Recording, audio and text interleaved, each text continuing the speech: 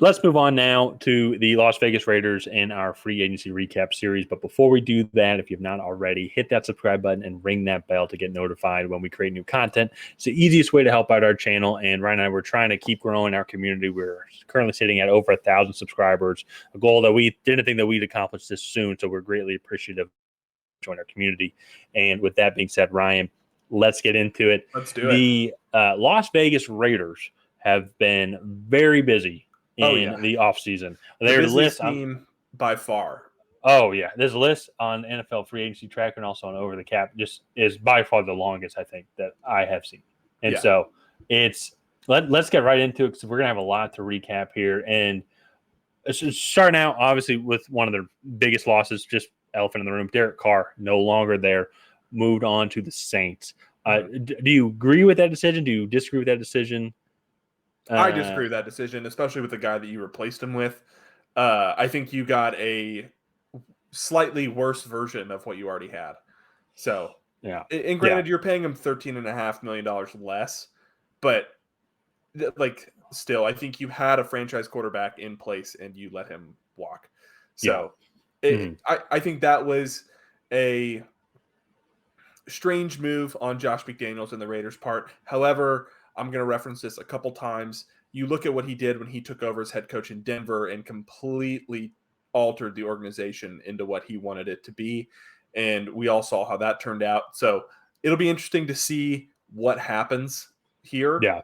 And kind of let's just continue down some of the losses. Another big loss, in my opinion, trading away Darren Waller, longtime tight end there. They got a third for him. I believe so. Yeah. I believe so. I double check. Yeah, I don't have the trade details in front of me, but they traded him to the Giants. A really interesting decision there.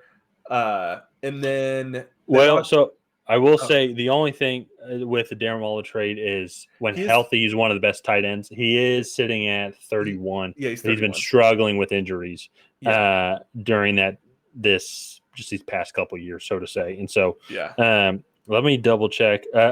Continue down that list. Yeah. As well. So they also did lose backup quarterback Jarrett Stidham, who they traded for last offseason.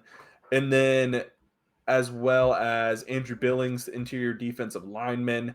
Then Denzel Perryman, the linebacker, also an older guy who played about half the snaps at the age of 30 last season. He is 31 now. Mac Hollins, one of their wide receivers, played a very large portion of their snaps last season, is now with the Falcons. Cleveland Farrell played a pretty large portion of their defensive snaps. He's now with the 49ers. And then, after that, Sidney Jones is now with the Bengals, but he played less than 10% of their defensive snaps last year. And to me, that kind of wraps up a lot of their major losses. Yeah. And, man, do they have a lot of re-signings and additions to go through. So did you find out anything about the Darren Waller trade? Yeah, so they traded him for the 100th pick with the New York Giants. Okay, so 100th pick. And another thing also, did you mention Foster Moreau as well? I did not. Okay, well, no, Foster Moreau's not on the team as well, but he is also, they got diagnosed with cancer actually during one of his physicals with the Saints. So one of the things that we really hope that he obviously gets better as well, because I actually enjoyed watching him with the Raiders. And so I thought he was a good replacement for Darren Waller. So we hope he makes a speedy recovery and can come back to the NFL. And so, but back to the Raiders, very interesting offseason losses, because definitely is, as you mentioned with Josh McDaniels, kind of revamping this franchise, especially the face of the franchises as well, so to say. And so, but that being said, though, they have brought in a former Patriots quarterback and also a former Super Bowl competing quarterback. He did not win, but Jimmy G technically did win a Super Bowl. It was just as a backup. Actually, I think he won 2 as a backup. It's like, all right, congratulations. That's good. Yeah. So, but Jimmy G now is the quarterback over there. And so definitely I can agree with you. I think you know exactly what you're going to get with Jimmy G. He's not going to lose you games. I think there maybe will be a level of consistency that they're looking for. Not saying that Derek Carr wasn't consistent, but I think we He's been in a Josh McDaniels system, correct? When he was first Yeah. drafted there? Okay. Yeah, All he right. was Yeah. in a Josh McDaniels system. I think you look at it, and the reason why I think Jimmy G was so successful in San Francisco was because he was able to be a point guard, right? He was Hmm. just dishing it around to all those playmakers, whereas now he doesn't have that. And Yeah. I think it's just a really interesting scenario for him. Obviously, the San Francisco thing didn't work out as he signed like 3 different contracts there to fill in Yeah. for injured players and whatnot. So that's a whole nother video. But I just think you're getting a slightly worse version of what you already had. I like Derek Carr more. He is the better quarterback contract wise. Also, the Saints paid him, like I said earlier, $13.5 million more. Yeah. And I think you had that guy. You already signed him to a huge extension, and then you just cut him, lose all the cap space. Well, so I'll push back a little bit on just the comment about him not being a point guard now. Is I actually think that No. with some of the other free agency signings that they've had. Oh, sorry. That's what I meant. He is at his best when he's a point guard, and he still is a point guard. He just doesn't have the weapons around him in Las Vegas now. Okay, so that's what I'll push back now. So you still have Devontae Adams, your number one guy. They've now signed Jakobi Meyers to a long-term deal, a guy that I like. They also have now re-signed DeAndre Carter. You still have Josh Jacobs now, who was the best running back in the league, who can also catch the ball out of the backfield as well. And yes, it is much more of a quarterback facilitator type system in San Francisco, but he can still be that here in Las Vegas. I don't think that they're expecting him to be the guy, that he's going to 4,600 passing yards in a season. I think you look at the way his contract is set up. It's I think a 3-year contract. His first year he's going to make 24.25 million, and like there's only 33 million guaranteed on his contract. So they could cut him after this season if they draft a rookie that they really like, and only have 7 million in dead cap. So, and so I agree with that. I just think you already had Derek Carr signed to an extension, so then you cut him, waste all of that guaranteed cap space. Right. And then you go and re-sign Jimmy G, and it's like, okay, well, now you have a slightly worse version of what you already had. And you have to pay the dead cap and then also pay Jimmy G. So like that to me doesn't make sense as a move.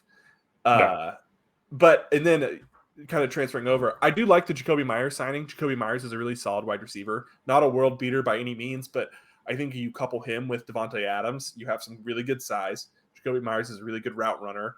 And he's not going to blow by anybody, but he has really consistent hands. He's going to be a really solid slot option across from, or I guess underneath Devontae Adams.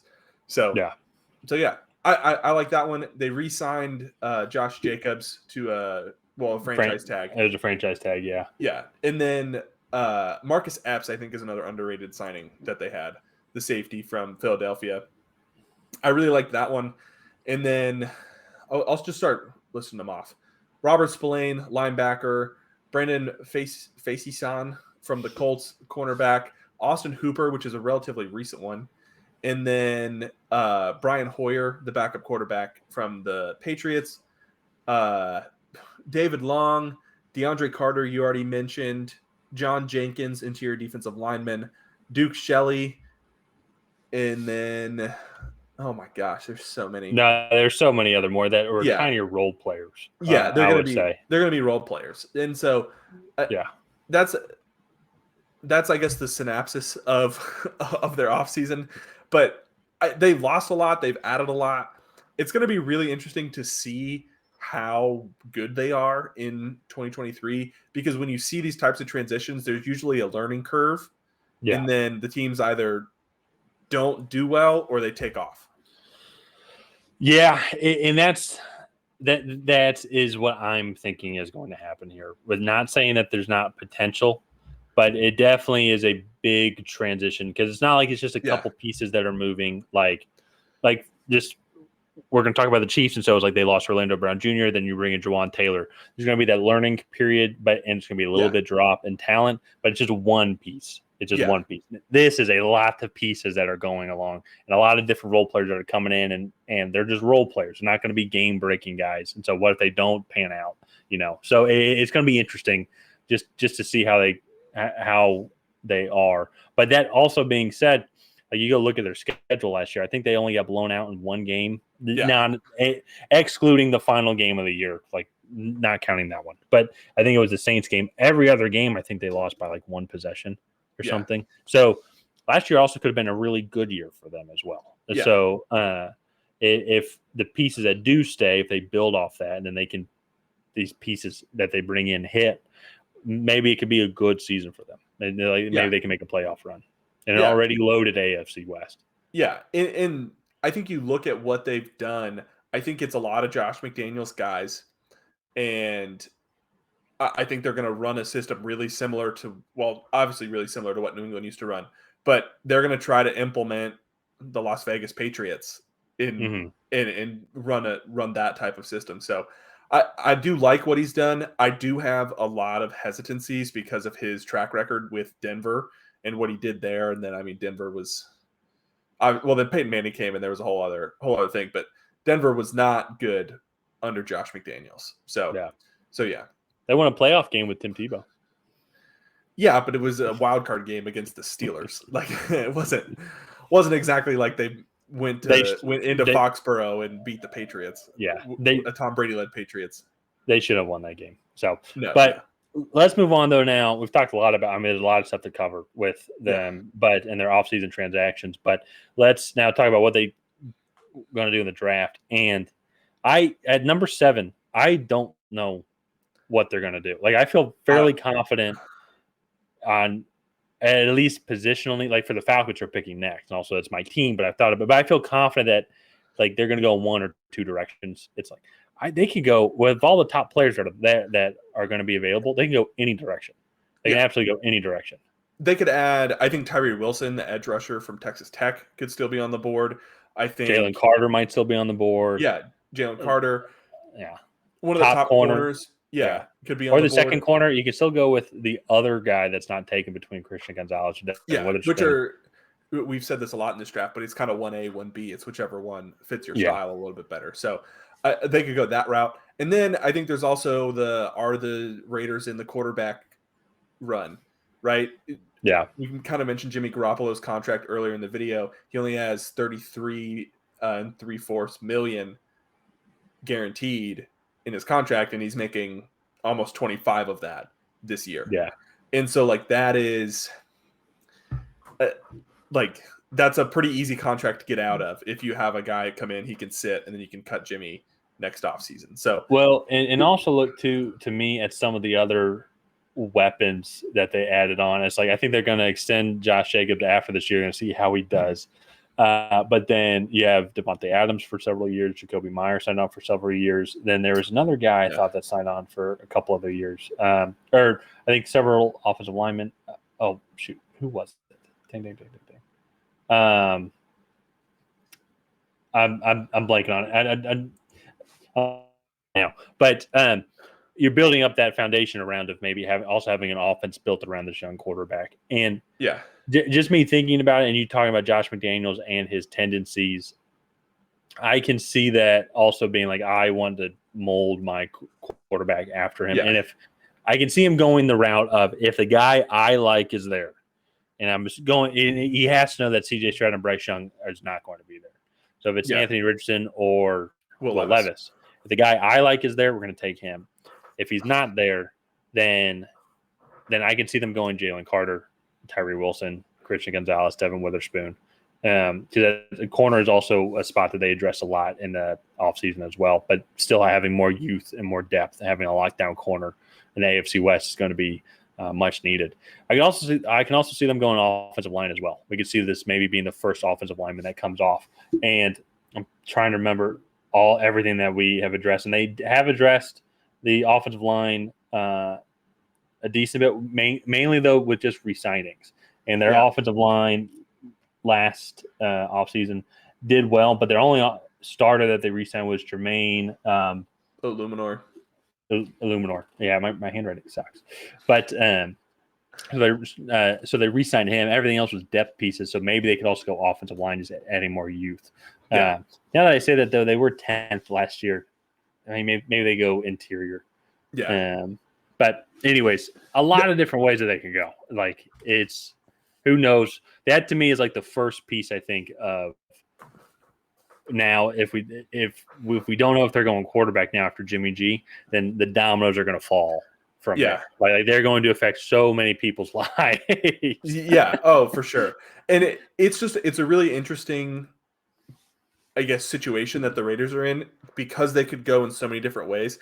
I could also, if they want to get in front of the Colts and trade up with the Cardinals, I could also see them trying to make that happen as well. That's a good point. I didn't even mention that. Yeah. And so, like, there's so many different ways that they could go. I think it's going to be really exciting to see what they do in the rest of this offseason, especially at the NFL draft come April 27th.